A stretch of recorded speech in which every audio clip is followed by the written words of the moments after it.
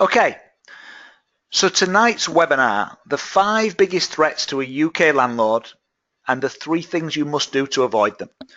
And then on the back of that, we've also attached on what's happening in the property market right now today in the UK, and what may be happening to it over the coming year, 2016, where some hotspots may be, or where some sound investing may be placed in the year to come if you're starting to plan for 2016. So we're probably going to spend anything between an hour and 20 minutes. This first section, when you talk about the 5 biggest threats to a landlord, this first section, and I'll come on to it, is a report that we've gathered together at the Insight Group. We've done a lot of research. I've helped in the last 3 years to educate over 20,000 people in property. We've got a few hundred clients of Property Insight that use our portfolio building service, etc., that we're building portfolios for. So we've got connection with a lot of landlords, and we've done a lot of research so we can best serve them. And I wanted to come back and share that research. Simon's asked me to share that with his database on tonight's webinar. So you might find, when I'm going through the biggest threats, that can seem negative. Please understand, I'm anything but negative about property. I love property. I love what property can do for people. So please, when I'm going through these threats, understand I'm not doing it to be negative about property. What I'm doing it for is to get you to think about what some of the hurdles are that may be getting in your way. And they may be hurdles that physically get in your way and lose you a few £100 or a few £1,000 if you don't learn to master them. Or they may be hurdles that are mentally getting in your way. So they're a fear that you've got or a perceived threat because you don't know how to manage it. Okay, the guy, I'm not telling you to get in a cage with a tiger, but the guy that gets in the cage with the tiger, the lion tamer, the tiger tamer, he would call that a perceived threat because he thinks he's fine in there with that tiger. Okay, I'm not telling you to do that, by the way, but it's a perception of what the problem is. So, but let me share with you those 5 biggest threats, and let me share with you the things that you can do to avoid them. Okay. So, by the way, for those that haven't come across me before, which was 2/3 of you, then we'll cover a bit at the end. But if you want to go and find out more about me, you can go to our website, www.propertyinsight.info. And you can see a lot more information there. If you click on Meet the Team, you can find out all about me, but also the team the team I have at the Insight Group. Simon asked me to speak on his webinars on a regular basis because he knows that I can bring some great educational content to his database. It gives him an evening off, which is great for him, but I can bring some great educational content, having walked the walk as well as talking the talk. So I've got over 100 properties in my own portfolio, over 100 joint venture properties on top of that. And as I said earlier, helped to educate over 20,000 people in the last 3 years. So, okay. Anyway, let's push on. Okay. So I'll just check you can see my screens. Okay. So yeah, Property Insight have done this research. So they've done this research and pulled together this data that I'm going to share with you tonight. And why did we commission that study? Every day we're getting told that we'll have to work for longer. We'll get paid less, we'll have to spend more, and that causes stress and strain to people. And our clients are talking about this trend more and more. So as a service to our clients, we committed to investigate some of the greatest challenges that people face so that we can help them move forward with property and bring some solutions. So we're going to cover some disturbing trends in general in the UK investment industry. We're going to go through the 5 biggest challenges that every landlord must overcome. We're going to cover the 1 major consequence of not planning for this and taking action now, and the killer ways that successful landlords are using right now to exploit the current economy. Okay. So let's share first of all some statistics and trends. First of all, we've got government spending currently at an all-time strain on pensions. So the chart shows you the increased amount spent year on year on state pension. Okay, so back in 1993, we were spending as a government 35 billion per annum to pay for those retired. Okay, and you can see by 2013 that figure was up to 122 billion. And if this continues, by the time I'm hoping to retire, I'm in my 40s by the way, and many of you on this call are hoping to retire, then you're going to be in a situation where the government needs to find £595 billion per annum to feed the state pension pot. And that's £8,500 from every single man, woman and child in the UK just to pay for the retired. So if you're in a family of 4, you've got to pay £34,000 in national insurance contributions just to fund the retired by then. This is only 20 years away from now. Okay. Now, in terms of current situation, we're in a situation where the current working population supports those in retirement. Okay. And we're in a situation when we first started out with UK pension, state pension back in 1908, then on average, people died by the time they were 66 and the state pension kicked in at the age of 70. So on average, people were dead before they claimed their pension. Right now in 2015, there's only 3 people working for every 1 person retired. And by 2040, there'll be only 2 people working for every 1 person retired. The state pension will not exist by 2040. It is not a vote winner for the government to come out and tell you that, but it will not financially exist. It's not sustainable to have state pension. Okay, we've got life expectancy increasing dramatically. Okay, a child being born today, my little boy Oscar is 6 weeks old tomorrow, and his life expectancy is over 100 because of when he was born. Children being born today, life expectancy of 100. It is said that the first person has already been born in the world that will live to the age of 200.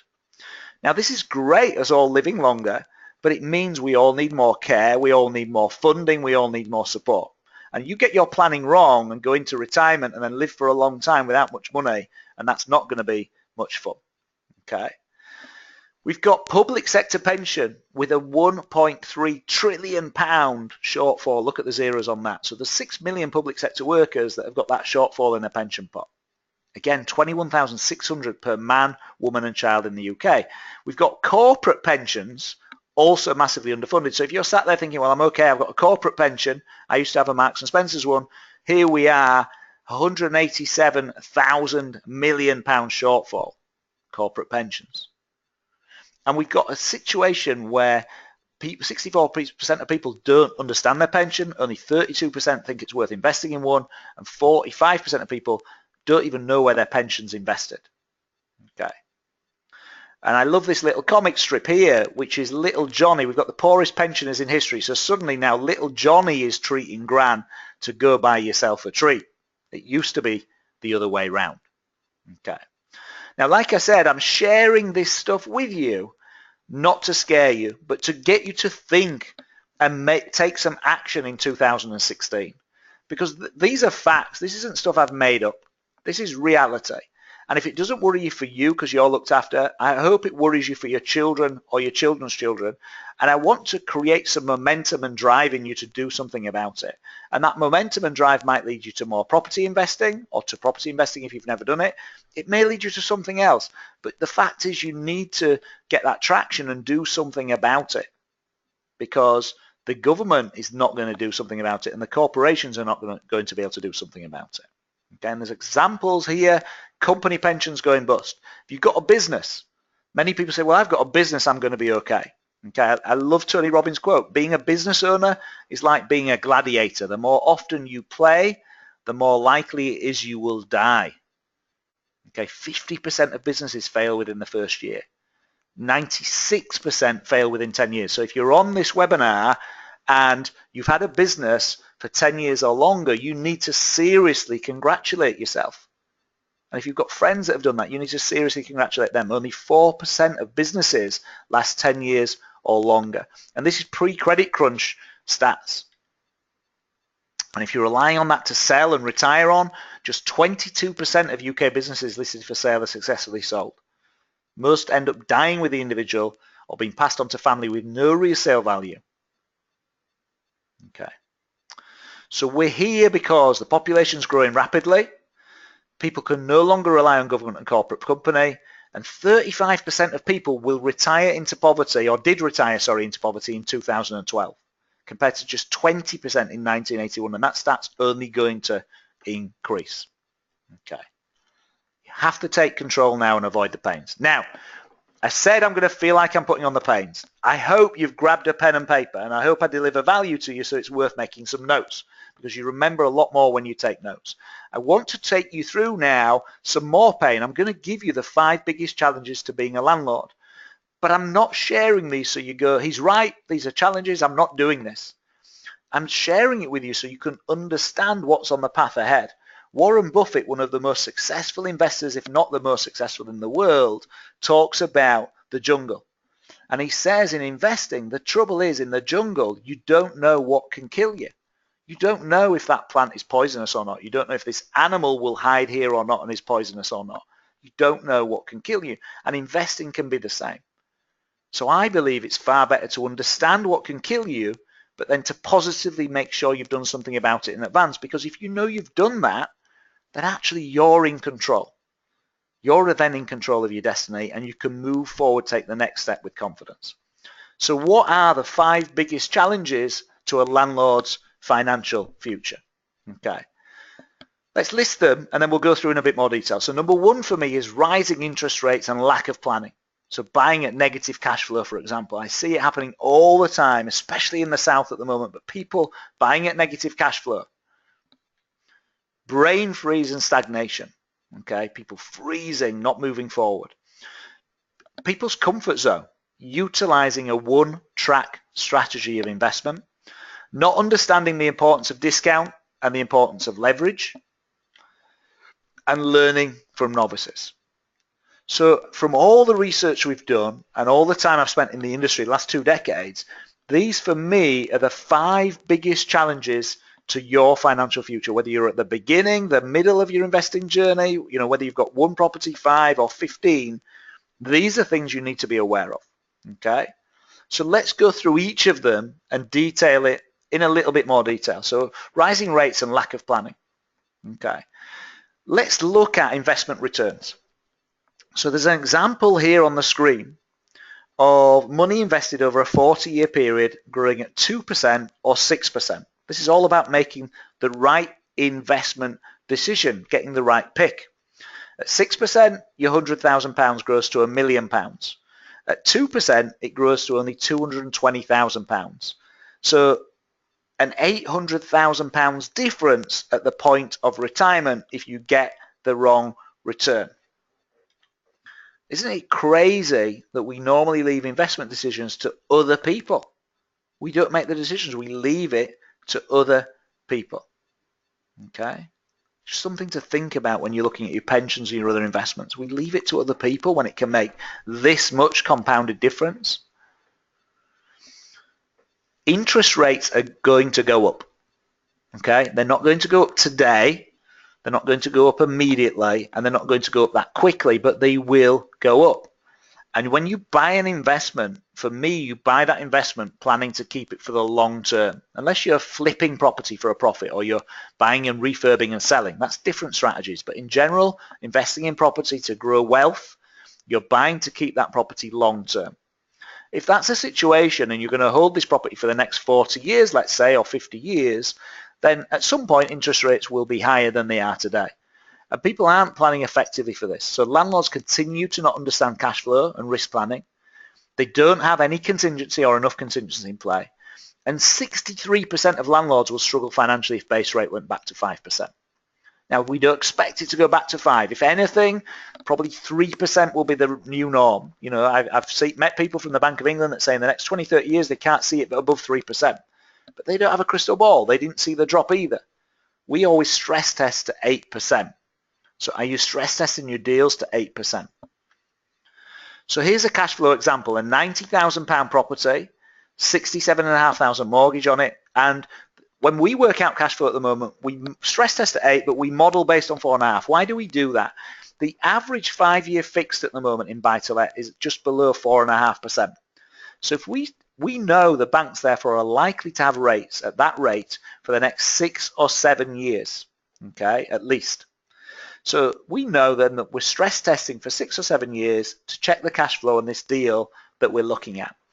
We don't take 5-year deals, we take 2-year deals often, sometimes 3 years, and then churn the mortgage over to a different mortgage because the property's gone up in value. You can release some more equity.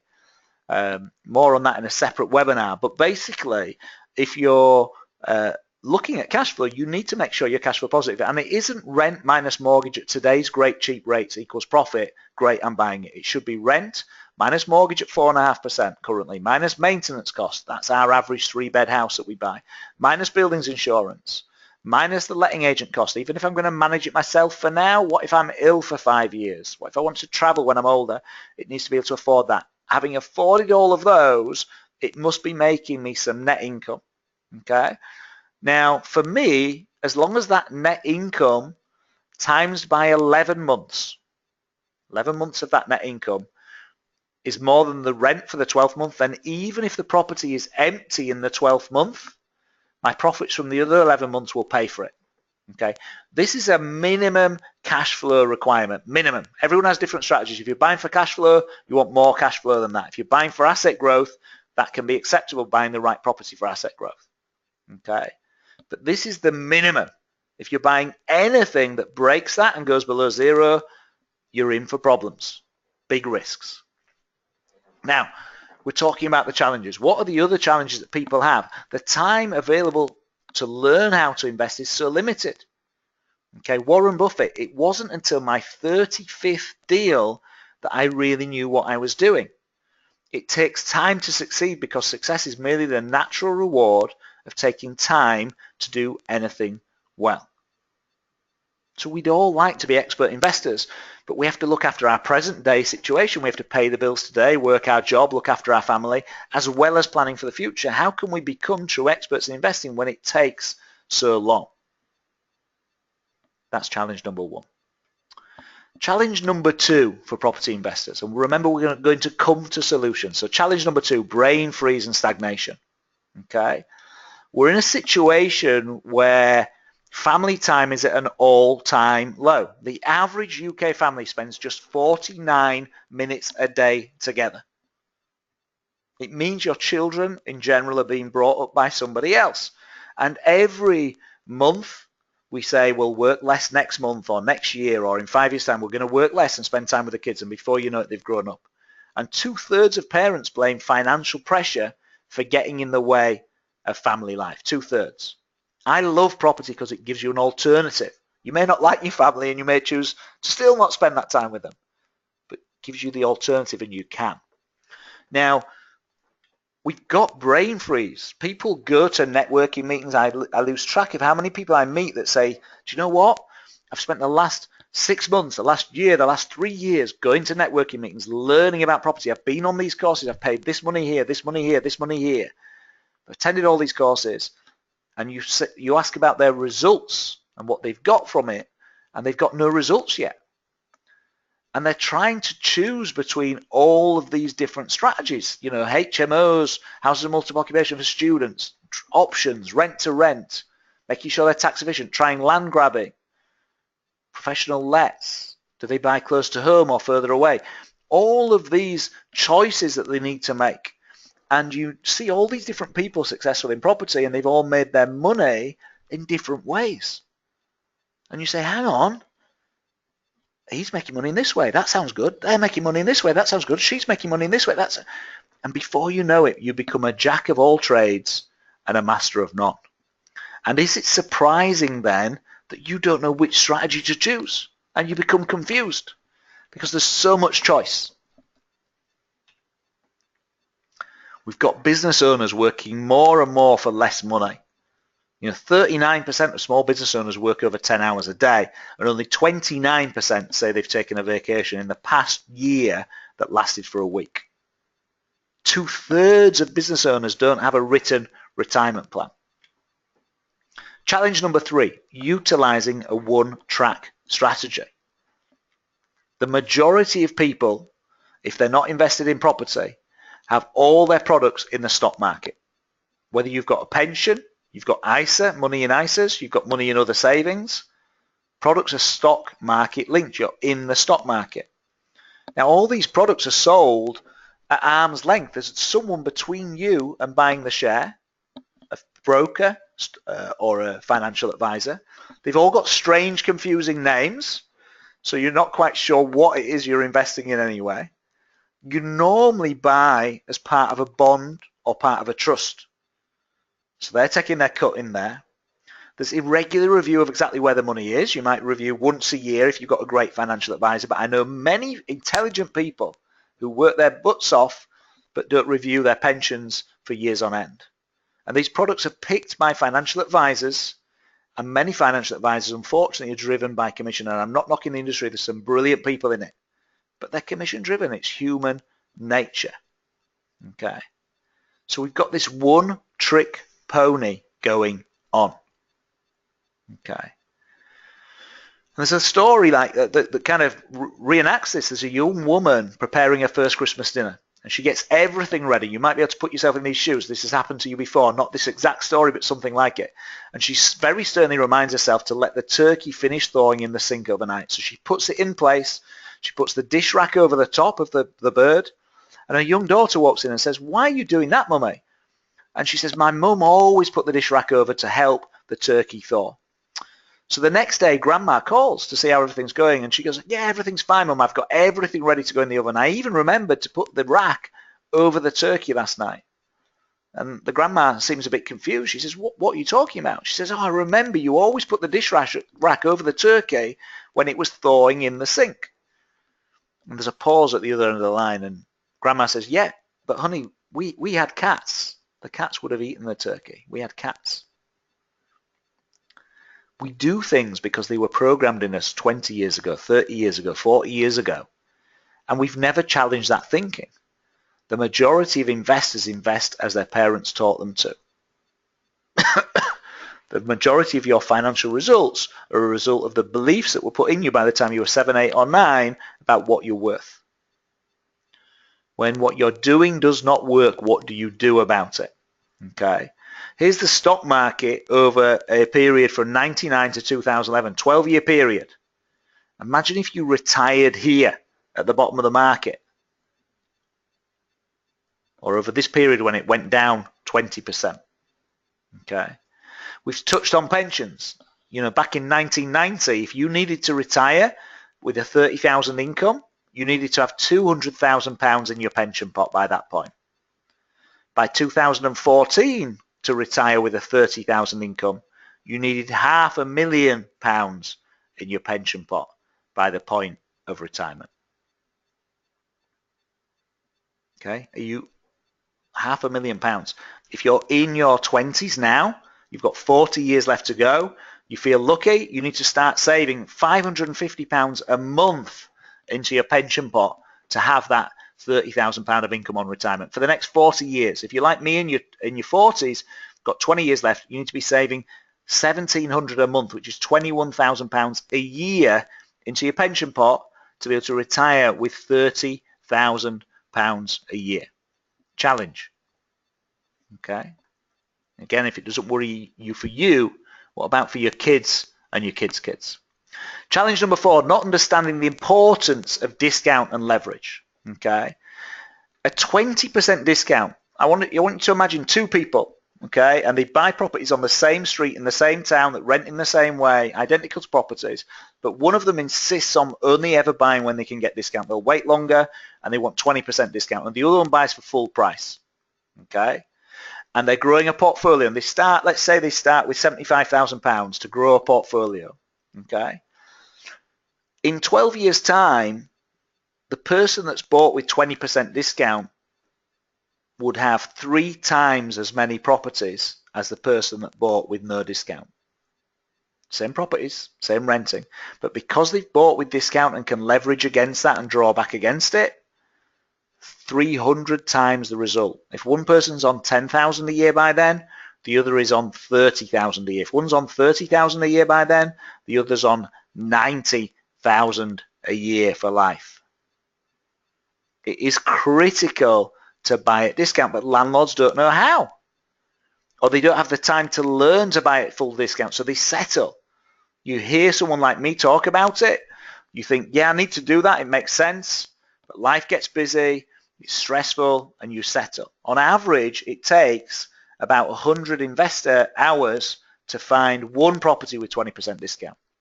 And you should really be looking at 60 of those, so that's 6,000 investor hours before choosing the right one. That's what we do at the Insight Group.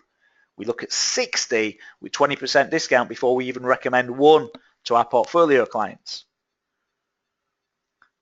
People, if you really connected with that pain of only having a third of the results on day one, you'd never not buy with discount. It is hard work and it is a skill to master.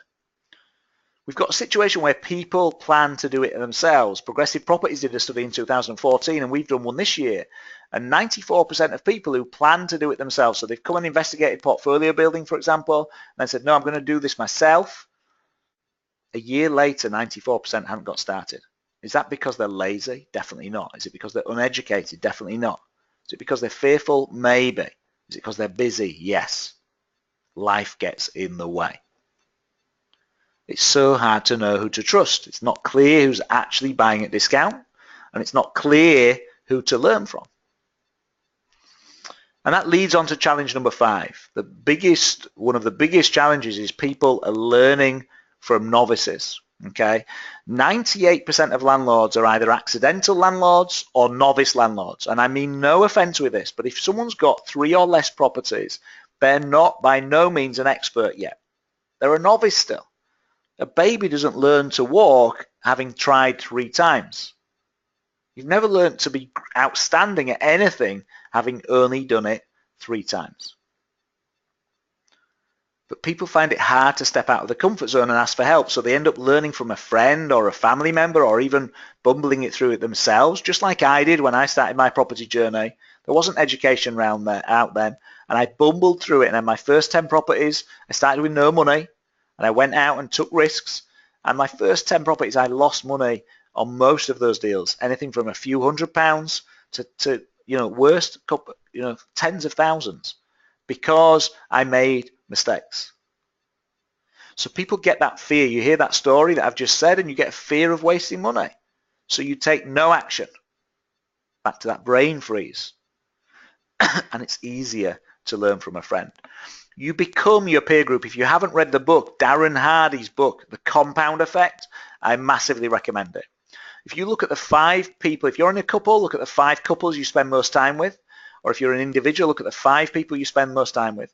And it is likely your health results, your relationship results, the standard of your relationship, your fitness results, your financial results, and your investment results are the same as those people around you. There's always the exception to prove the rule, but in general, that's how your life will look if you look at the people you spend the most time with. So you're spending the time with the right people. There's a lack of commitment to change in the UK. We don't celebrate success enough and stepping up. Now, you'll feel like I've been beating you up for the last 30 minutes, so I apologize that you'll be feeling like that.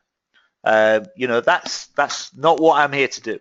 What I want to do is give you strategies and solutions. So let's move on now and start to think about what are the things, if these are the problems, and you've got a list of those now and you become aware of them, and these are the problems that you need to tackle, what are the solutions and steps you can take? A, B, C, D, E, what are the steps you can take to make sure whether you're buying your first property or increasing your portfolio or looking to the long term, what are the steps that you can take that will bring success? And let's go through 5 of these. So ensure you're correctly educated, committing to mastery. Understanding the compound effect, Darren Hardy, the compound effect. Learn to build the right power team to help you. Be an action taker. And find proven partners. Okay. So let's break each of these down in a little bit more detail so you can fully understand what I mean by each of these different steps and strategies. Okay. So strategy number one, ensure that you're correctly educated, commit to mastery. Okay. 88% of business owners who invest, and by the way, whatever you think when I say business owner and whatever you think of business owners, if you're going to have an investment property, you do own a small business, whether it's 1 property, 5 or 10 or 50, it's a small business. So 88% of business owners who invest their time in business courses earn more than their counterpart who does not. Investing is your business, it's your future. The beauty of learning something is you learn it once and then it can benefit you year after year after year. Okay, now what do I mean by committing to mastery? Mastery is about saying, I'm not going to learn from somebody who knows a bit about this, whether that's a friend or an acquaintance. If I'm going to do this myself, I need to learn from the best in the world or the best in the UK at the very least. So if I want to do, for example, student houses of multiple occupation, I don't invest in those, but if I wanted to do that, I need to find the 3 best people in the UK who are actually doing it, walking the walk, find out exactly what they do and exactly how they do it, and then copy it. Because if they're getting outstanding results and I copy exactly what they do and their rules and their ways of buying and everything they do, I'll get very good results from day one. But if I copy somebody average who's got 2 or 3 properties so far, they're still learning themselves and they're average, I'll get poor results. You don't get average. If you copy average, you get poor. If you copy outstanding, you don't get outstanding, you get very good. So mastery is about finding the best possible people. Tony Robbins calls it compounding decades into days. You know, somebody spent 3 decades learning this stuff, and now I can learn it in a couple of days or learn the best bits in a couple of days. Wow, that's amazing. Okay, so you need to commit to mastery. Don't accept second best. You know, if I was stood with you and I said, here's Josh, he's 15, he's my son, and he's held a tennis racket a few times, he's going to teach you tennis. Or here on this side is Andy Murray or Tim Henman. Who would you like to teach you? Who do you think will get you better results in the next hour? It's an obvious question. The answer is just obvious. It hits you in the face. It's one of the professionals. But yet again and again in our personal lives, whether it's in fitness, whether it's health and well-being, whether it's in our relationships or in our financial investing, we're happy to learn from somebody mediocre. Do not settle for second best. Okay? Get the right peer group around you as well. Get people around you who are successfully investing in property. And I don't mean people that have got 1 or 2. Get people around you who've got 20 or 30. Find out what they do. What books are they reading? What do they enjoy doing? You know, they can turn that jargon into simple ideas. Who are their friends? Because their friends are probably really successful too. Get around those people. Have very clear written goals. You know, I can tell you all sorts of stories, and there's one on the screen you can read while I'm talking, but basically there's so many different people that have said it in so many ways that having written goals helps you be far more successful. We've all heard that at different times. But yet, having heard it again and again and again, people still do not implement it. People still do not have those written goals. So what are your goals for 2016 in writing? You know, what's written down and committed to? What's a must for you? What's something you're not going to let go and is going to definitely happen? Okay, and by the way, feel free to write these down now and lock them in. Simplify, not diversify. Okay, too many people, you know, this comes down to this brain freeze thing. For me, your first 3 months in property or first 3 months of researching, engross yourself in it all. See as many people speak, attend as many webinars like this as possible, listen to as many different people. However, what you're aiming to do is listen to lots of strategies and find the one, absolute maximum 2, but ideally 1 strategy that resonates with you. That might be rent to rent, it might be options, it might be family lets, it might be houses of multiple occupation. What resonates with you personally? And once you've found that one strategy, then stop attending all these different events and hearing about 20 more strategies. Travel further if you need to, travel to a different event, but only go to where the masters, the best in that field, are teaching that specific topic. So simplify is what I'm saying, not diversify. I simplified and I did family let properties, houses with 3 or 4 bedrooms, family let, and I became a master of that situation. So we're always told to diversify our investments, but we become a jack of all trades and a master of none. So for me, simplify. Spend your first time, once you've found something that resonates with you, first 3 months researching, resonates with you, just do that. Don't go listen to anyone talk about flipping land because you're not going to do it. If you master that first one and get to a point where you're making really good money from it, then maybe look up and look for your second strategy, but only when the first one is working well for you. Strategy number 2 is understanding the compound effect. Okay, so what do I mean by the compound effect?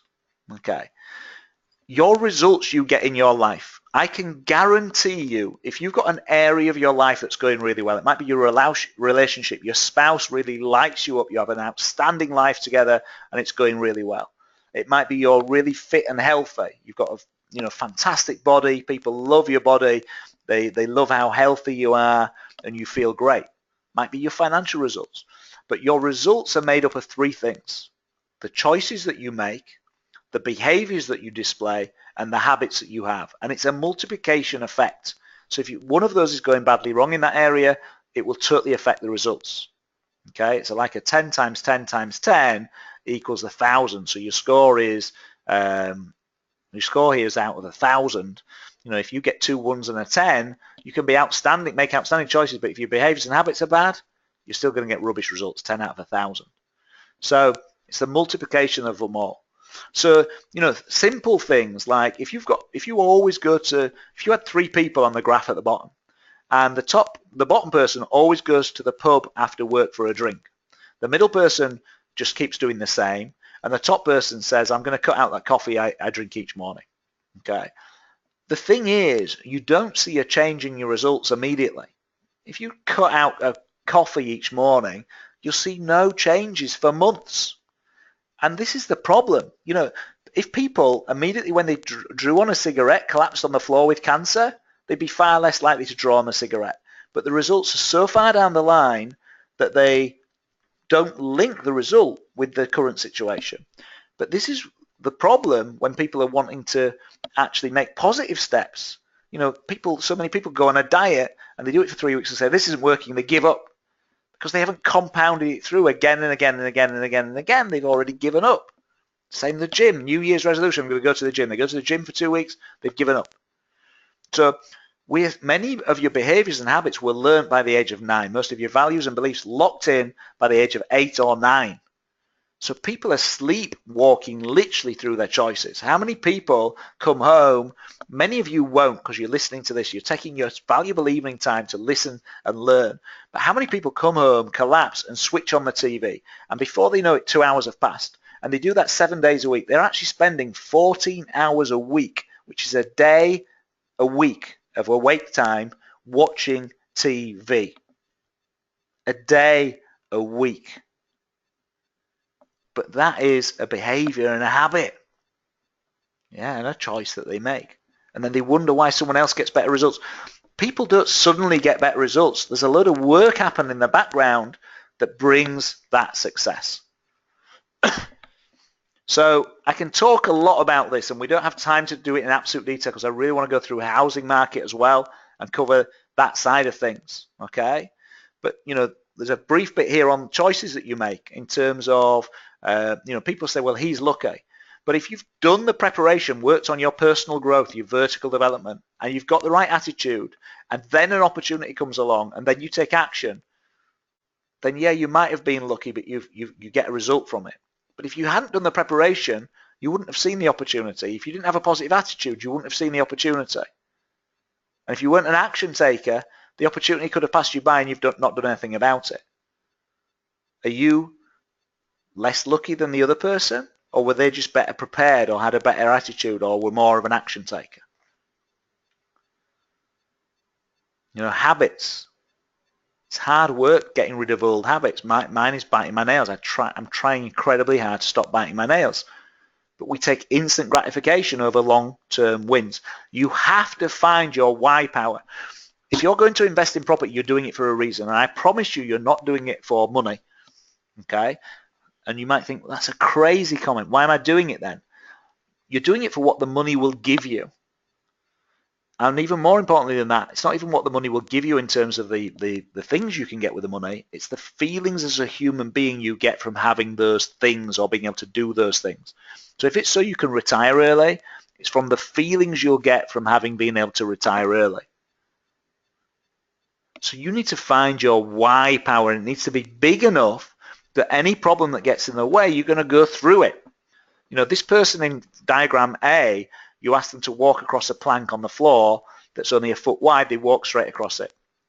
In diagram B, you've got these tower scrapers and there's a fire on the other side, and I ask you to walk across. Suddenly, it's a foot wide. You're suddenly not very interested. But then I tell you that your child is in the top story of that building that's burning, and here's the thing, do you want to walk across it now? Your why power has suddenly changed, and you're going straight across it, and you're going to get that child. No questions asked. So you need to find your fight. You need to find your passion, because if you don't, again, I guarantee if you've got a successful area of your life, you'll have strong why power.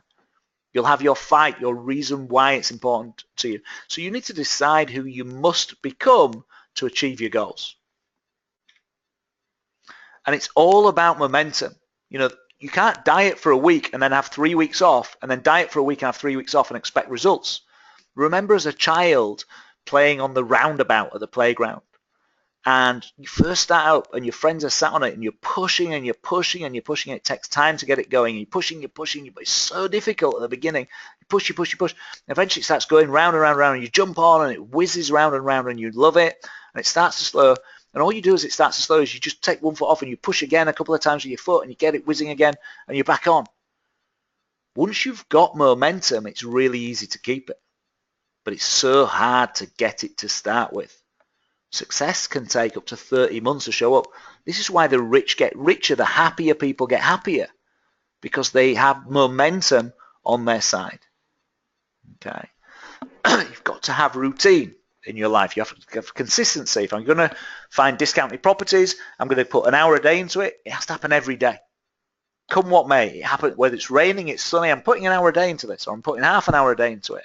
I'm going to do it between 7 and 8 a.m. I'll get up half an hour earlier and do it then. I'll do it here. It's bookmarked, it's in, it's absolutely happening. Consistency is key. Successful people in life are consistent at whatever they're successful at. Strategy number 3, learn to build the right power team to help you. So what's a power team? Some of you might be asking. Your power team is the people around you to help you on your investment path. It might be your mortgage broker, your solicitor, your letting agent, your refurbishment team. Okay. So it starts with knowing where you want to go and making a plan. So decide where you want to get to, what it looks like, and put together the map that will get you there. And then you chunk that map down into bite-sized steps. Our portfolio clients want 9 properties in 12 years, but it starts with getting 1. So let's deal with getting the 1 first. That's the bite-sized step. Make sure that all plans have got contingency in place, because that will give you certainty. If you've got, the more certainty you can create for yourself, it will take away more of the fears, and you can move forward with confidence. Get recommended experts around you. Unless you have to do it yourself, don't do the detailed stuff. Don't spend time. If you're a dentist and can earn £30 an hour, you do not want to be spending your weekends cutting the grass at your investment property to save £8 an hour you could have paid to somebody else. Again, you'll laugh when I say that, but so many people will do that. Employ a letting agent. Let them deal with that hassle and spend the time instead on a course learning to buy with 30,000 a discount on your next deal. That will pay for years of letting agent. Okay, spend your time learning about the larger stuff and outsource, because they'll be a better gardener than you anyway. Or go work as a dentist for an hour that morning, and that'll pay for 3 hours of gardening.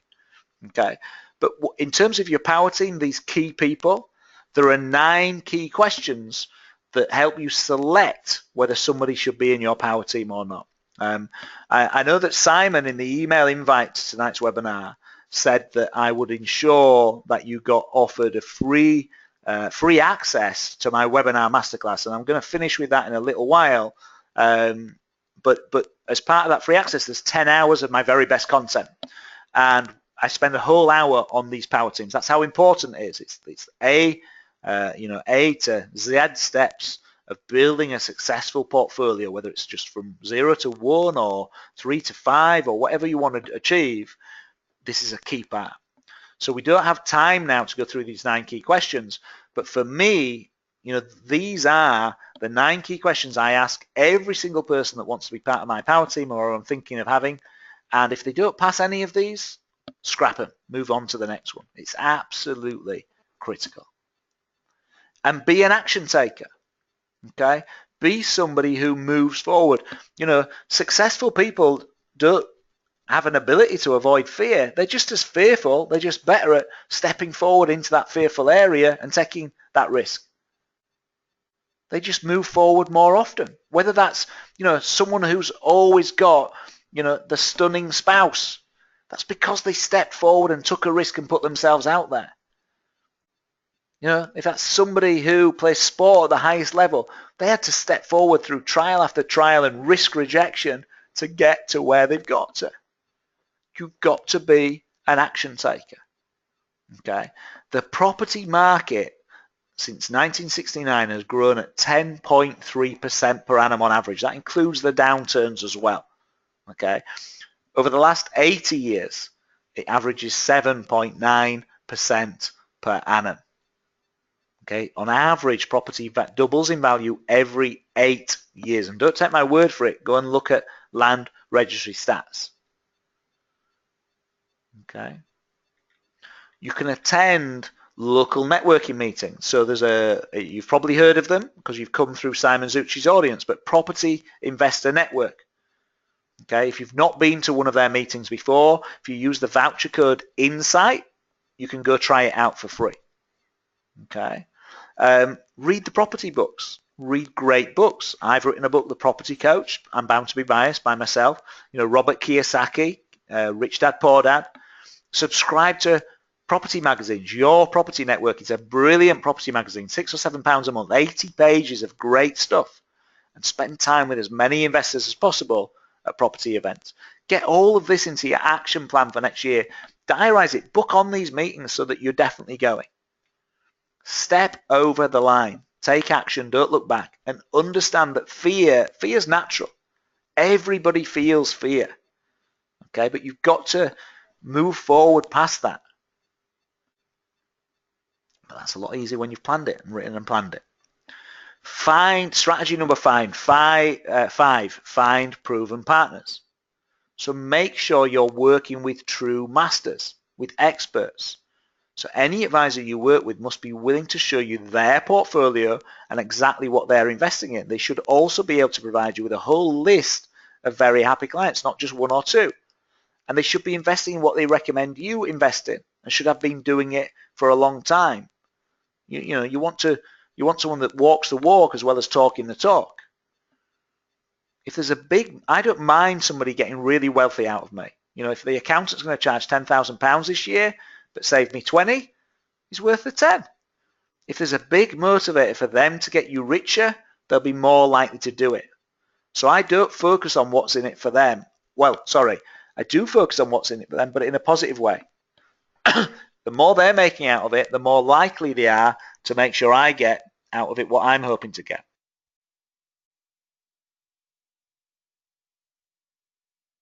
In the UK, we've been trained to think differently about that. Brad Sugar's Action Coach. Every transaction, whether with a member of the team or other businesses, must be win-win. If you end up at win-lose or lose-win, the relationship will only last so long. So one track you can use is using experts to teach you this stuff, or you can use experts who do it all for you. So someone who'll do it all for you while you do what you're good at. The dentist can probably earn more money being a dentist, but outsourcing the portfolio growth to somebody else. If you want to do full-time property, you want someone who's going to give you all the education, not just snippets of it like this webinar, but all the education you need. But you want someone, if you're going to give it to someone hands-off, that will carry out all the elements of the process. You need whoever it is that's working with you to give you a clear plan so you can clearly see where your future will be. This is where you want to get to. Here's the steps. You do this, you do this, you do this, you do this, you're going to get to there. They take away all the risk of the financial and emotional pain. Okay, remember the difference in those growth rates makes a massive difference to your results. So working with an expert might feel expensive, but I promise you it's a lot more expensive not to. So in terms of what to look for in a property expert, whether this is your accountant, whether it's your financial advisor, whether it's your letting agent, whether it's your property sourcer, they should have a specialist subject that they know inside out. Whether that's HMOs for students, whether it's family lets, whether it's options. They should understand their industry, but also have a broad understanding of different types of investments. They must have plenty of property themselves and be keen to introduce you to others. If you meet people who are reluctant to introduce you to others, why is that? Why are they being protective? You want to work with people who introduce you to other great people as well. So you build your network really quickly. And they should be keen to teach you about property, not just trying to sell you something. They absolutely must goal set and plan with you. Have plenty of testimonials, be excellently known in the marketplace, always buy with over 20% genuine discount. Lay out the rules clearly and in advance so you're clear on them. Have set rules they follow every time, fully understanding the finance of property and leverage. Have experience and resource across all areas of property investing. Be able to do it all for you in a leveraged way. Think about the people you've got around you at the moment in your power team, about your mortgage broker, about your accountant, about your financial advisor, about your refurbishment teams. Do they tick all of these boxes? If not, then maybe they're the wrong person. Okay, before we move on and go through property, the facts, okay, what's going on in the current market and the current detail, what I want to do is offer you that gift that that we spoke about. So we have in Property Investing Made Easy our webinar masterclass, and this is worth £997. So it's 10 hours of my very best educational content designed specifically for property investors. So you've got in there topics like where's the best places to invest, but we're covering that today. Sourcing with 15% plus discount. You've got in there setting your mindset and making sure that your mindset is right for correct investing. You've got in there how to build power teams, many, many, many things. And I promised Simon that we would offer that webinar masterclass to anyone attending today for free. So if you'd like to get free access, literally all you're going to do is click yes, and we'll send you the link in the next 48 hours, and you can just sign up there, and as our gift to you, our Christmas gift, get free access to that webinar content, basically. So I'll just launch that up. While people are clicking on that, if you want that, if you click as quickly as you can, I'll grab a very quick drink, and then we're going to move on and go through and go deeper in terms of the property market as it stands.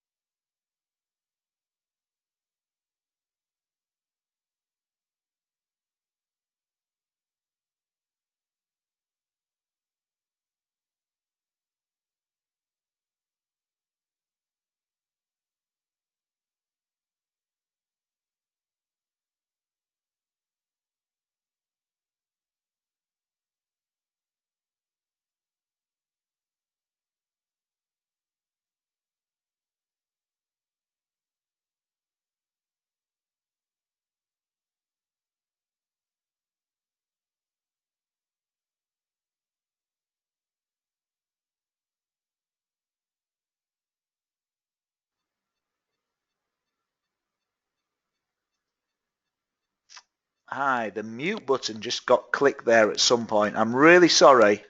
I'm just trying to see.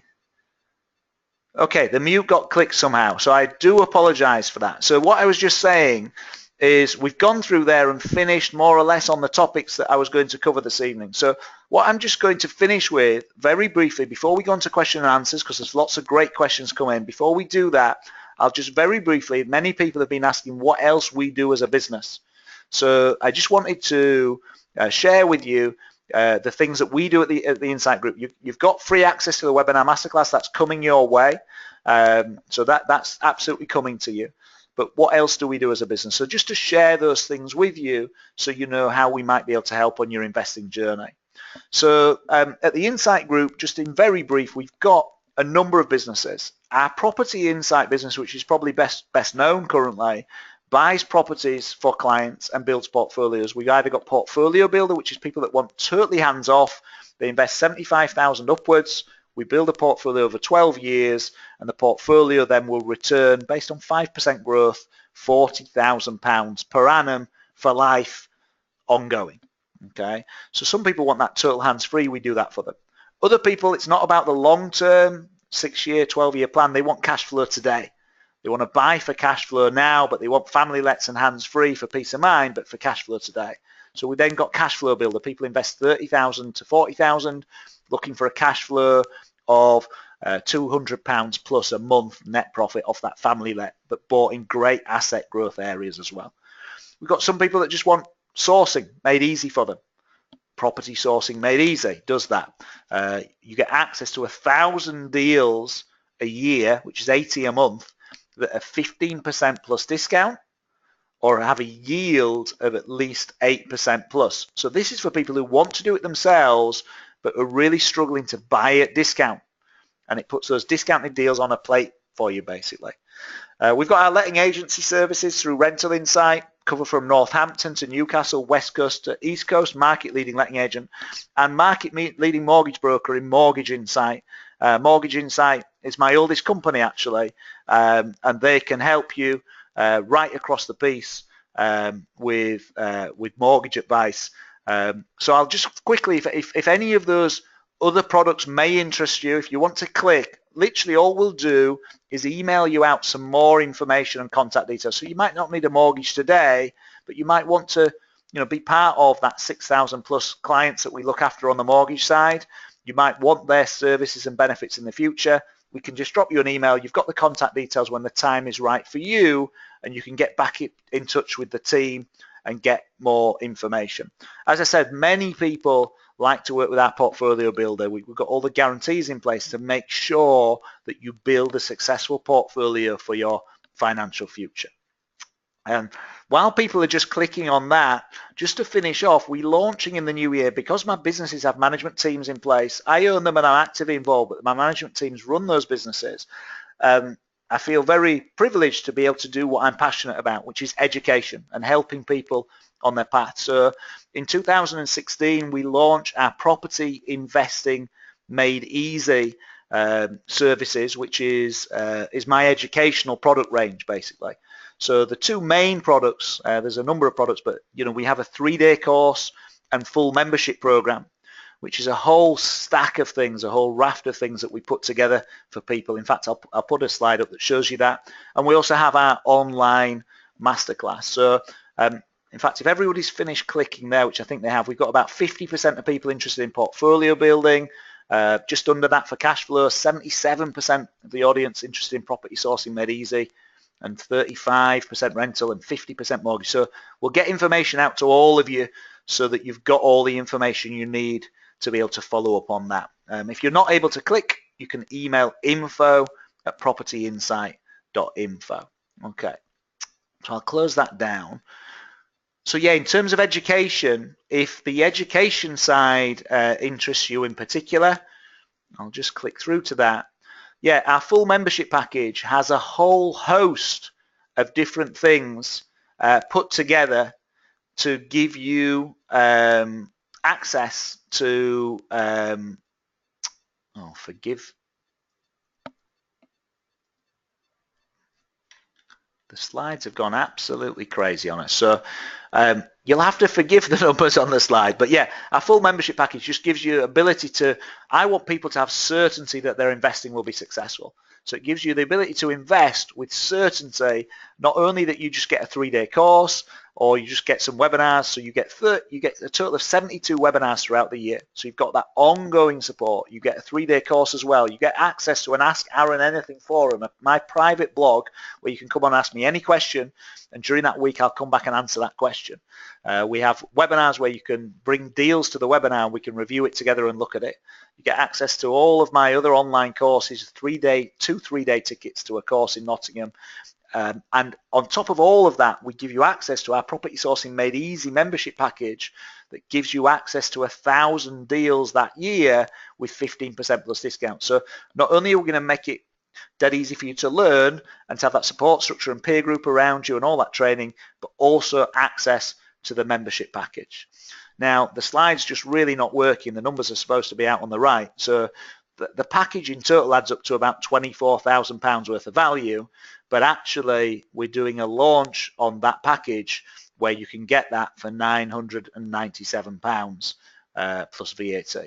So all of that is part of the full membership package. But I've covered that really briefly. It's not the main thing I'm here to talk about tonight, but if that is something that would interest you, if you want to just click on the next poll just to say, then what I can do is get the team to send out the relevant information to you or call you if that's something that may potentially interest you as you go into 2016, basically. So, okay, but we're not here really to talk about me and my businesses. We're here to provide education. So I'll let people click on that. You can click on the relevant box for you and we'll get that information out to you. And while people are clicking, I'm going to grab a very quick drink and then we'll go through any questions that have been asked and we'll make sure we get those answered. Okay, I'll just be back with you in 10 seconds.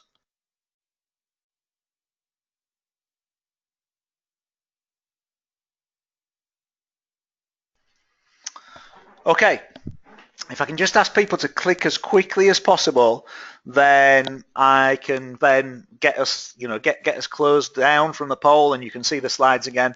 That would be absolutely great. So I'll let you all click on there. It's absolutely fine, of course, to say no thank you, just here for the education, not a problem at all. So, okay, let's see what questions have come in. Okay.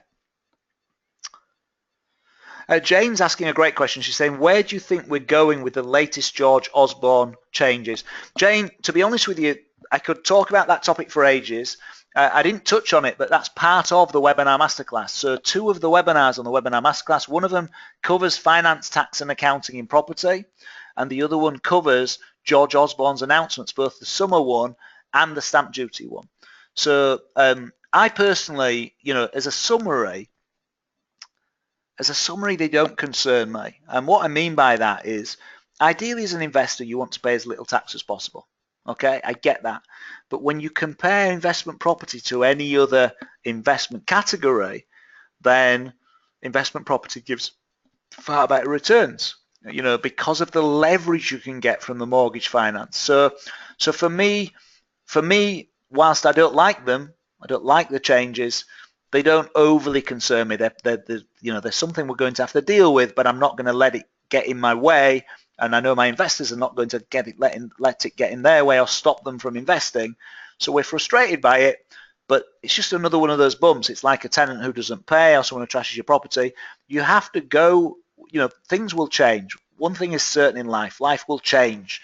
Whether you want it to or not, it keeps changing. You just need to take those changes and get the best strategies around them. The summer announcement George Osborne made, there's quite a few strategies. I share 10 actually on the webinar masterclass that you can use to minimize the impact of those as well. So if you've signed up to the webinar masterclass, then I'll give you a lot longer answer, Jane, as part of that. But that would be my brief answer. Okay.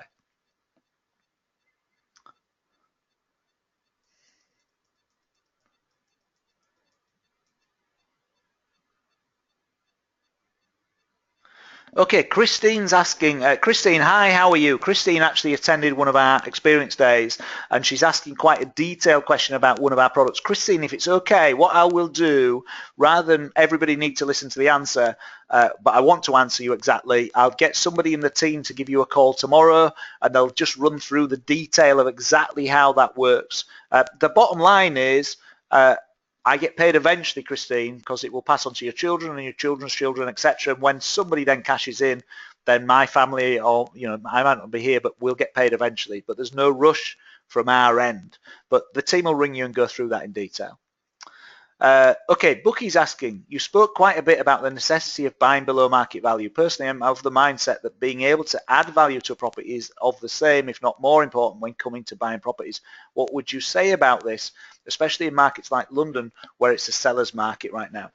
Bookie, ideally, I totally agree with your point that you want to be able to add value on the property. So Bookie's talking about, I assume, if I can buy a property and spend £10,000 on it, but it adds 30,000 of value, I've just made 20,000 of value. There's two things I'd say. One is that takes some skill. So, people often think they can do that, but then by the time you factor in selling the property, the costs of sale, the costs of purchase, the stamp duty, etc., then actually you've not added that much value when you take all your costs into account. But if you get good at that, absolutely, I think that's really important. Secondly, multiply the two together. So don't say, well, I'm adding value, so I don't need to buy at discount.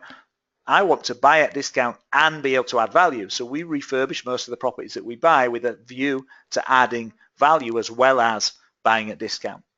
Okay.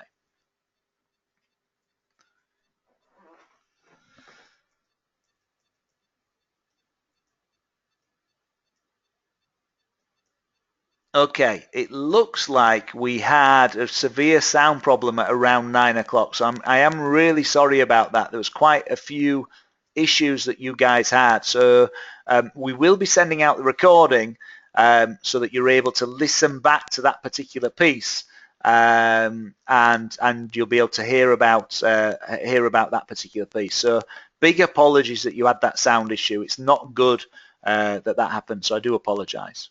Okay. Just flicking through. I'm having to go through lots of people commenting on the sound, looking for questions that people have asked, so I make sure I cover all the questions. Okay.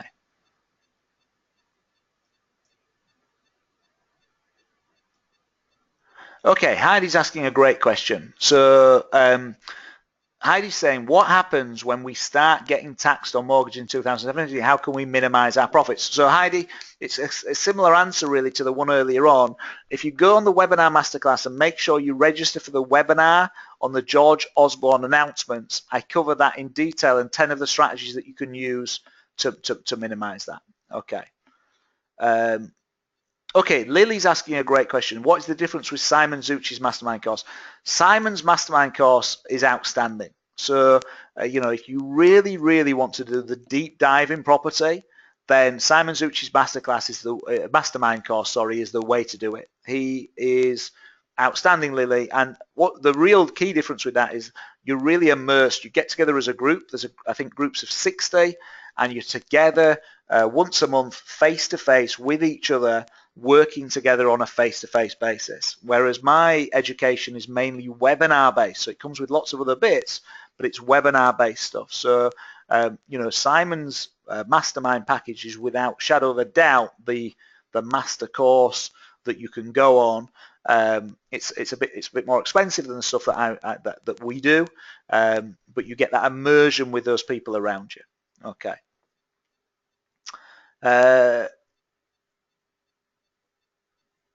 Okay, thank you, Mary. There's lots of people with kind words, particularly Mary. Thank you ever so much for your kind words.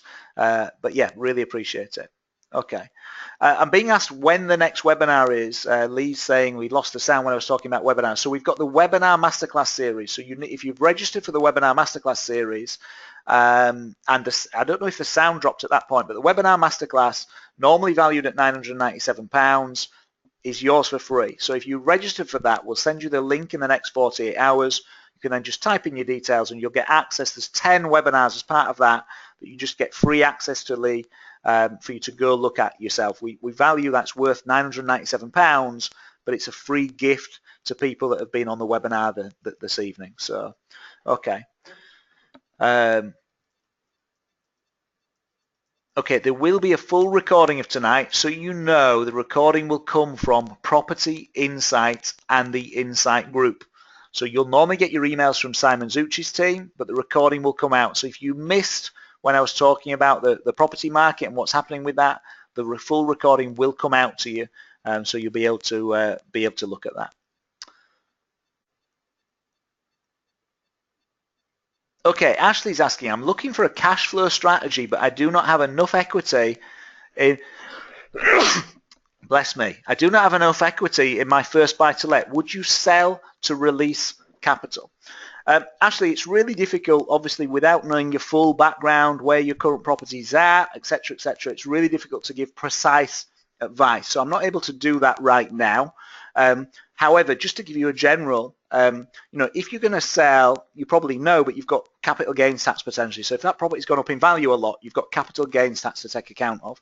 I always say to people, you need to look at that investment and decide whether it's going to serve you for the next 30 or 40 years. And if it meets all of the rules and all of the key rules of investing in that sector, whatever type of sector it is, then it's definitely worth keeping. If it doesn't meet all of the rules, then there can be benefit in selling, as long as you put the money back in and make sure you buy the right properties with the right strategy. But I'd be very hesitant to sell. I'd want to make sure in terms of capital gains it wasn't a problem. But if you've got a big amount of equity tied up and it's always going to be tied up, it's going to be like this year after year after year, then it is worth considering and looking at. But what I'd suggest, if you want to, put all your information on an email and send it to the team, info@propertyinsight.info, info@propertyinsight.info. They'll have a look and come back and give you some feedback and some thought. The other thing to say is if you've got a property that is cash flow negative on you, so it's costing you money, you might be able to afford it today, but you don't know what life will be like in 5 years, 10 years, etc., then that's another reason to consider selling. But generally, general rule of thumb, I wouldn't sell. Cash flow strategy, if you've got that property, you don't want to sell it, what do I do next?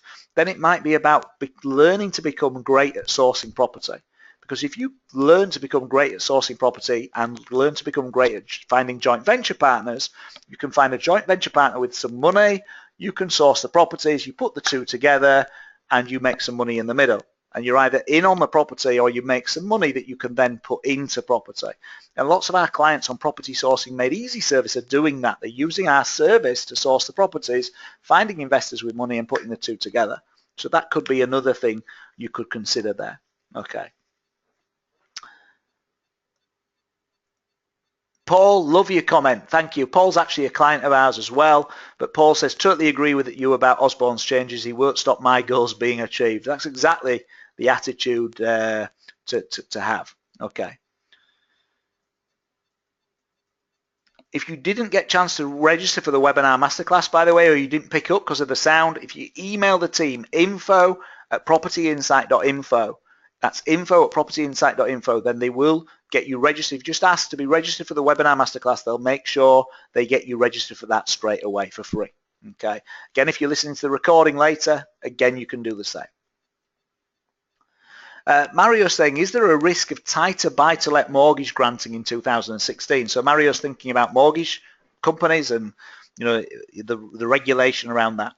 I don't have a crystal ball, so I can't guarantee you anything. I don't see that sector being attacked. The banks want to lend money. In fact, that sector is actually growing at the moment. There's more and more lenders in it, and I don't personally think that sector will be further attacked. I think the government have taken a big stance against landlords, and which is quite a risk for them. They've obviously got their reasons for doing it, but it was quite a risk for them.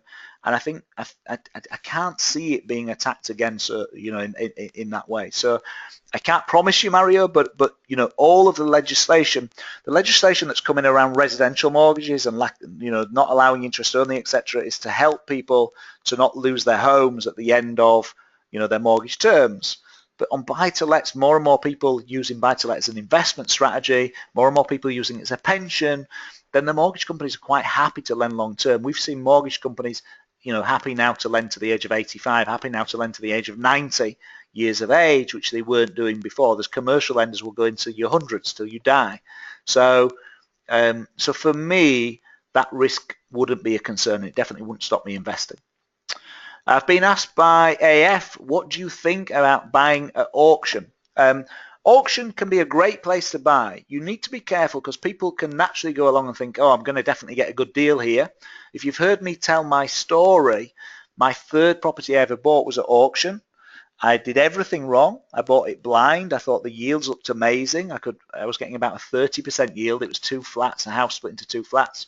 But it turned out that neither of them were paying rent, and then one of them left immediately, and then it filled up as a drugs den, and then it burnt down. So that was my third ever venture into property. So you can get absolute disasters at auction, but you can also buy great investments. What you need to do, again, is learn from the masters. So if you're going to buy at auction, there are a couple of people who write quite regularly for YPN magazine. His name has just slipped my mind at the moment, but there are a couple of people who are outstanding at buying at auction, and they'll teach you what to buy, how to add value, and you need to go study them. Investing with them in your education first before you buy at auction can be a great thing. What tends to happen at auction is when the market's rising, it's a lot tougher to buy a great deal at auction because people get in the game and everybody thinks, oh, I'll go look at auction. When the market's falling, you can get some great deals at auction. So that's a generic, but it doesn't mean you can't get great deals now if you don't learn exactly what to do and how to do it. Okay.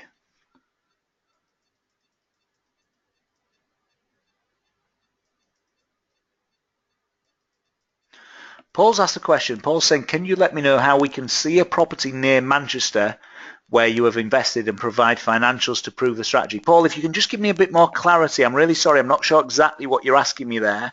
So if you just type in a little more clarity, I'll make sure I fully answer that. So Lee's asking, when are you next speaking at a PIN meeting in Birmingham? Lee, thank you very much for asking that. I don't actually speak at the PIN meetings. I tend to, because I'm a webinar, I can make sure that I'm helping 300, 400, 800 people at once. I tend to be more leveraged in my time, so I speak a lot more on webinars because I can get to far more people than at the local PIN meetings. So yeah, I don't speak at any of the PIN meetings, unfortunately. Okay. Lily's asking, what do I think of the London market being a seller's market? Lily, the London market at the moment is very warm, very hot. Property is moving quickly, so you could call that a seller's market. That's why many of our investors are not currently buying in the south. They're saying, well, I can get a 15% discount in the north or the Midlands, for example, or 20% discount with our portfolio service. I want to get a 20% discount. It can all be managed for me. It's an investment. It's going to go up in value equal to a London property. If I buy the same amount, if I buy £300,000 worth in the Midlands, it might be 2 houses instead of 1 or 3, instead of just 1 in London, but it's going to go up in value the same. In fact, it's going to go up more because the Midlands hasn't gone up as much yet. And so yeah, the London market is more of a seller's market right now. But that's why I'm not investing in it at the moment, and many of our clients aren't. Robert's saying, when deciding on an accountant, any pointers on choosing the correct accountant? Also, what kind of cost fee should we expect? Great question, Robert. So first of all, pointers on choosing, you need to watch the Power Teams webinar. So on the webinar masterclass, make sure you register for the Power Teams webinar. And on that, I'll go through those 9 key questions to make sure that you are make sure you're picking the right accountant to work with. So you really need to hear me present them. I'm going to very quickly click back through my slides to get those 9 key questions. It was quite a long way back, but to get those 9 key questions in front of you. But if you want to hear me present them, if you listen to the webinar masterclass, I spend an hour on this topic and how to get the right people. In terms of costs and fees, it depends what you want. If you're literally just wanting them to do your books and submit them, and you've got 3 or less properties or 5 or less, you should be looking at a couple of £100, 250 maybe. plus VAT to get them to do your books each year. If you're already self-employed and you've got books being submitted for that, your accountant might even throw it in for free if you've got the right accountant. But look for an accountant that's a property specialist. Again, on the Power Teams webinar, I really cover each of these questions in detail so you fully understand exactly what I'm digging at with each one. So I hope that helps there, Robert. Okay.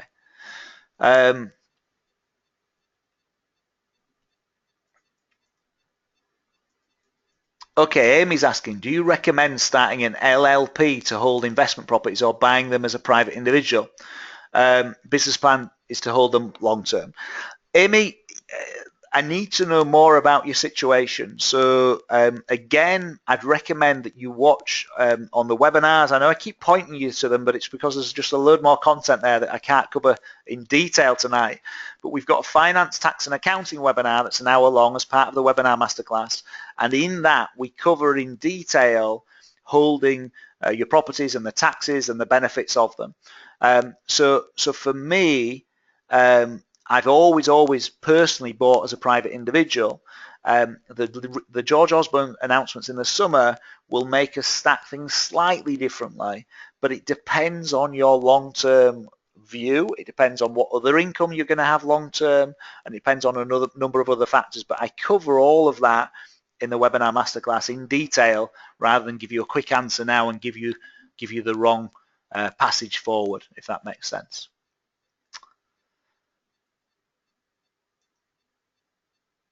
Demetrius is asking me, saying you mentioned residential property. What is your opinion on building a commercial portfolio? Demetrius, again, it's not my area of expertise. So I personally don't invest in commercial property, but I know many people who do and many people that do it very successfully. So you need to be careful in the current climate because there's many commercial properties that are empty. But again, if you know what you're doing, if you learn from the masters, my view always is if you want to do something, and that's what excites you, go find the 3 best people in the UK that are doing it right now. You might say, well, they're too busy, they're not interested in me. Go take them, and what I mean by that is people that are buying at your price point. If you've got $500,000 to invest, people who are investing that kind of level. If you've got 100,000 to invest that level, if you've got $1 million to invest that level, and go take them out to lunch. Go offer to take them out to lunch, pay for their lunch and pick their brain. Say, look, you're obviously doing really well. Can I pick your brain for an hour? And the majority of these people, you'll be amazed, they'll say, yeah, that's fine. People like to talk about themselves. They like to talk about the results they get and their successes. And they like it when people are interested. So, go find those people if commercial property interests you, and then decide what commercial property courses and learning to do. And how to get those teams in place. That's not what where my area of expertise lies, so I'm not best placed to help you with that. But absolutely, you can make good money doing it, and many people do. Ollie's saying, what strategy would you choose for a quick cash flow strategy? Ollie, I need, again, a bit more information. So you could use our cash flow builder product. So put your money in and we'll do it all for you. That's really quick. If you're talking about doing yourself and you're happy to have a job, then it's houses of multiple occupation and you've got deposit or high performing family lets. So it depends. I need a lot more background, Ollie, to be able to answer that fully. Okay, Susie, thanks for your great comments. Thank you. That's great. Ollie says, what's your top tip for finding a joint venture partner that is time poor and cash rich? Again, brilliant question, Ollie. I absolutely love it. Again, on the webinar masterclass, the second webinar in that masterclass series is about leveraging time, money, etc., etc. So I talk about that and cover that in quite some detail on there, Ollie. But to answer your point here, what's my top tip for it? The top tip, for any joint venture to work, there's a triad of things that are needed. There's time, there's money, and there's experience. So if you've not got the money, you need to have the time and be willing to give the time, and you need to build experience. So you need to really build your knowledge base. And people will use, for example, our membership package that I briefly touched on. People will use that to build their knowledge base so that they're well placed to be able to look like well, not just look like, but be in a position of expertise. And they'll go to other people and say, look, if you invest with me, I've got access to these 1,000+ deals. I've got this Ask Aaron forum so we can run the deals by him. We've got, and people will use that as a selling point to sell themselves to joint venture partners with money. So in terms of finding people with money, you'll just be amazed. I live in Scarborough in Yorkshire on the East Coast. And, my team always used to be amazed when I said there's literally thousands of people in Scarborough. We only have a population of 80,000, but there's a few thousand that have got £100,000 plus in the bank or in equity, so that you'll be amazed by how much money is actually out there. But do you let people know? Do people know that you invest in property? Do they know that that's your career? Do they know that that's your second career? Do they know that you're the person to come to? Do they know that you're good at this? Use Facebook, use LinkedIn. Social media makes it easy to get that message out there and attract the right people to you. And if I'm saying those things and you're thinking, I don't want to put that on social media, I don't want people to know that or think that, then you may struggle to attract these people. The other thing you can do, Progressive Property run a great course on this. So the guys at Progressive Property, Rob and Mark, very experienced. They're based in Peterborough, but they run something called the Joint Venture Frenzy, Ollie, and that's I'd really recommend. I don't know when they're next running that, but I'd really recommend going along to that. Okay. Jane's asking, if I had a property unencumbered, would you suggest get it mortgaged to release funds for further investment? Jane, again, I don't know your personal position, so I can't fully advise you, but generally, absolutely. You want to leverage your properties. You buy a property for £100,000 for cash and rent it out, the market goes up 10%, you make £10,000. But if you take that £100,000 and put it down as 4 separate deposits of £25,000 each on 4 houses, and you've got £400,000 worth of property now, the rest of the money comes from mortgages and the market goes up 10%, you make a £40,000 gain. So, from that point of view, then for me, leveraging is to be honest, it's the key secret behind property. It's the key. So in general, Jane, absolutely, I would recommend releasing equity to invest more, but that's without your personal situation. If you want to have the team look at that for free, the mortgage experts that we have, Chris would be delighted to help you. If you email the team info@propertyinsight.info, and Chris can have a look at that with you if you'd like him to do that. Okay, Buki's asking, how much do you generally pay the middleman for putting your BMV deals together with our investors? How do I find out more? Buki, what I'd suggest, again, if you can email info@propertyinsight.info, lay out exactly what you're trying to do and what your thoughts are, and then they'll put you in touch with the right team that we have in the business to work with you on that. So info@propertyinsight.info. Okay.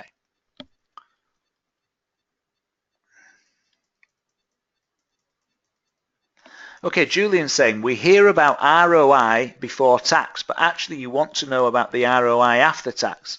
If you take cash out of your rental income, you may not have enough cash to pay the tax. What is the ROI before tax you need to get to make it worth it for a buy-to-let? Okay, so Julian, again, I'll mix two answers together here. So firstly, if you watch the finance, tax and accounting webinar, we do this in detail, absolute detail. We had today only a brief session covering many, many points, but I do an hour of detailed dive on finance, tax and accounting in property. So really, really recommend that you watch that on the webinar masterclass. Coming back to your specific question, for me, if I'm making profit, I have to pay tax. If I'm not making profit, I don't.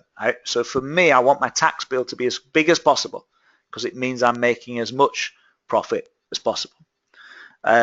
So your properties need to be making profit after tax. Totally agree with you. You need to be making profit after tax.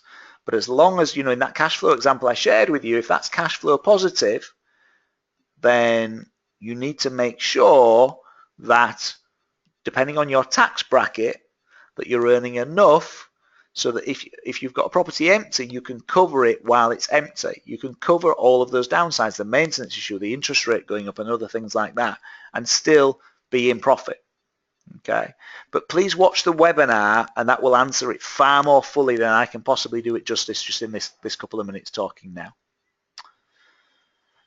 Lily is asking about 2016 stamp duty. Should I try to buy it before April? Lily, if you're buying expensive properties, or sorry, properties that attract stamp duty, which most of them do from April 2016, then yes, if you've got money to invest now, you should, but don't rush. You know, if you can get an extra £5,000 discount and your stamp duty is an extra 3,000, it was worth taking the time to get that extra discount. But if you can get your money in play before April 2016, it saves you that cost.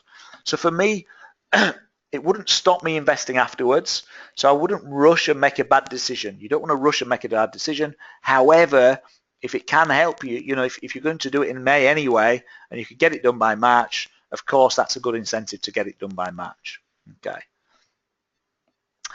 Corlene's asking, do the power team need to be local to me?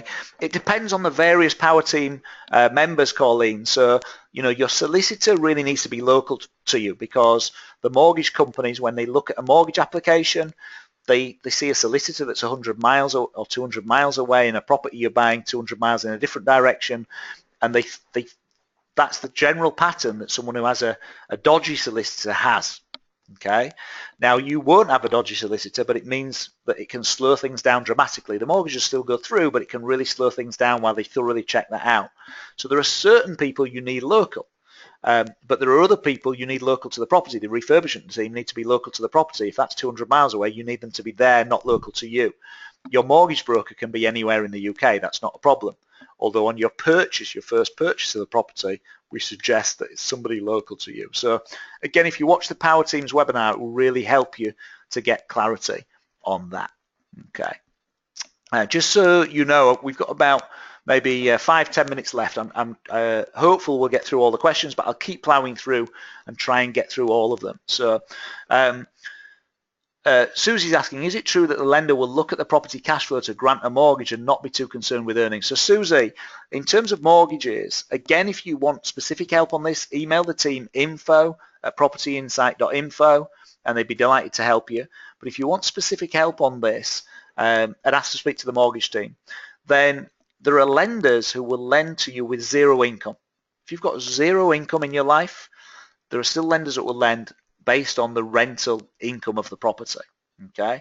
And they're looking for the rental income to be at least 130% of the mortgage payment on interest only.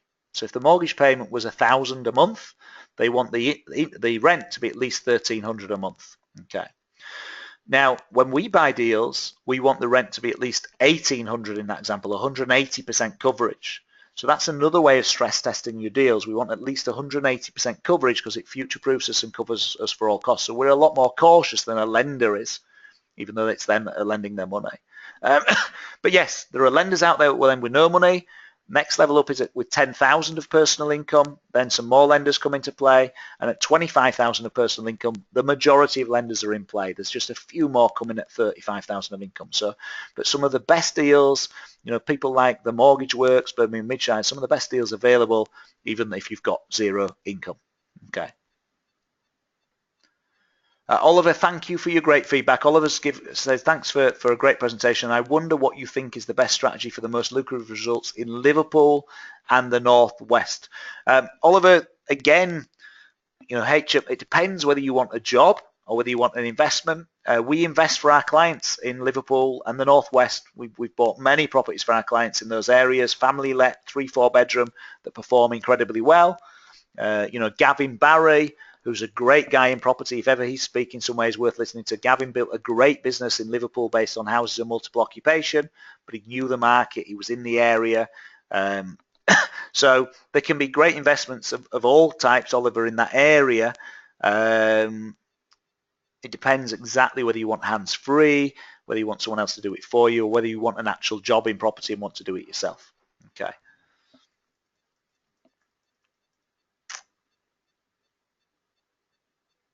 Lee's saying, what's the minimum acceptable cash flow for a baby buy-to-let and the minimum acceptable profit on a flip? I'm not sure what you mean by baby buy-to-let, actually, Lee. It's a new phrase to me. So I'll assume you mean like a family let, a cheap family let. So for me, I want a property that's going to go up in value. So if I've bought, as I said earlier on, in a town or a city next to a good school or close to a good school, good public transport network, good road network, it's going to go up in time. If I can buy that property with 15%, ideally 20%, but at least 15% discount, then I've locked in something that I can refinance in 6 months' time, a year's time, draw some money back out of it. I'm not leaving a lot of money in the deal. And if it's washing its face and paying for itself, it's going to pay for itself for the next 40 years and go up in value dramatically. I'm a happy guy. Okay. If on top of that I can create extra cash flow on top, so if I'm going to be really fussy on the cash flow, in our cash flow builder model, we look for properties specifically that create at least £200 a month, having paid for maintenance, mortgage, other bits. That's a family let. So, that is £200 a month. Someone who buys HMOs might go, well, that's nothing. That's no income per month. But they're doing a lot more work for their income. They've got a job running the HMO to get the extra income. So in terms of baby buy to let, if that's what you mean, then that's what I'd be looking at. In terms of for a flip, what I'd always say on a flip is where you buy it, you might buy it discount, hopefully, then you do a bit of work, do it up as well. You don't even have to do that. You could buy it at discount and just sell it. I used to do a lot of that. Or you can buy it and then do it up to try and add value. Someone was talking about that earlier, and you get profit from the discount and from the doing up, and then you sell it on. With a flip, then I'm looking for a 50% return on the capital I put in. So if I'm going to put down £30,000 for that flip, I want to be making £15,000 back. I'm experienced at it, so probably as a minimum you want a 30% return on the capital you have to put in, because on a flip I won't put all my cash down. I'll get a mortgage, and yes, it might have some penalties or an arrangement fee for the mortgage, which means I don't make quite so much profit, but I can buy 3 of them instead of just 1 of them. So I put a deposit down and buy 3 instead of just buying 1 and putting all money in and buying it for cash, which is the mistake some people make on flips. Okay. Oliver, thank you for your kind comments. Thank you very much. Yeah, Oliver's saying he's going to check out our videos. By the way, yeah, you can follow us on YouTube. If you look for Property Insight, I think it's Property Insight 100 on YouTube. You can follow us on there for free as well. And we put out a video normally each week with different stuff on there. Okay, great. Okay, I think I've covered everybody's question. If I've missed your question, I really do apologize. So feel free to type it in again. And we're going to wrap up in a couple of minutes if no more come in. In fact, we're going to wrap up in a couple of minutes anyway, so I can go spend a little bit of time with my wife, Layla. I really hope I've been of service tonight. We really passionately believe in helping people on their journey and helping people to move forward. So there's that free webinar masterclass. If you click to register, you'll get sent the link in the next 48 hours, so you can register for that and join us on the webinar masterclass. Remember, that will come from Property Insight and the Insight Group, as will tonight's recording, not from Simon Zucci's normal email. So if you haven't had it in the next 72 hours, check your spam filter just in case for some reason it's gone on there, and set us to safe setting. You can then register for free on the webinar masterclass. You'll get invited to all of the webinars to be able to come and join those. And yeah, if you've shown an interest in any of our other products, the team will get that information out to you so you can think about those and work out what's best. I actually do 2 webinars for Simon in December. So during the month of December, he has me do 2 webinars. So again, if you look out, next Monday at 8 p.m., from Simon's invite list, there'll be an invite probably sent out Friday or Saturday inviting you to join me next Monday for some more education as well. So I really wish you all the best with your property investing journey. Really wish you health with it. And if we can be of help at the Insight Group and Property Investing Made Easy, we'd love to be. Otherwise, very best wishes. Enjoy the webinars, and I shall speak to you all soon. Thank you.